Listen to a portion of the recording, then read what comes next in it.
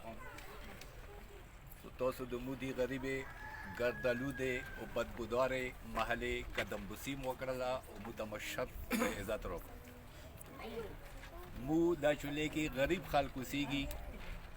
دا ټول خلک ډېر امن سره او اتفاق سره اوسېږي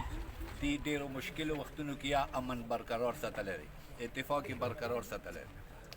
دو متفقه طور باندې مو ته تسلي راکړي دی زموږ به د فخر زمان په حق کې خپل ووټونه چوو دا د دې حق دی بالکل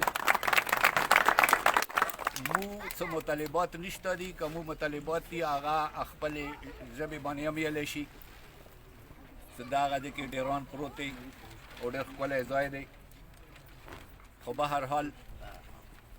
فخر زمان دا د مو مخکې نه هم و اوس هم دی او آینده به هم وي دې دپاره یو حقیقت بیانوم چې یو بادشاه و هغه خپل عوام ته دا حکم کړی و چې تاسو راشو د میدان کې مسلمانونه ته ایښي دي او یو شی وچتوو دا سلسله شروع شوه بادشاه به ناست و خلک به راتلل سامانونه به یې وچتول یوه یوه بوډۍ کړکۍ څوتاک راغله د سامان والا پورشن یې هم پرېښللو بادشاه طرف راغله د بادشاه سر باندې کوتاه کېښلو ته دا سامانونه دي یو سره ما څه کوې چې بادشاه صاحب ته ته د ما شي دا ټول شیونه بیا د ما دي دا د مو دی دا به انشاءالله موږ دا مخکې پاسته به موږ سره به وي او موږ به ورسره وو او د موږ مسایلو حل کولو کوشش به کوي اخري کې به زه دا وایم څه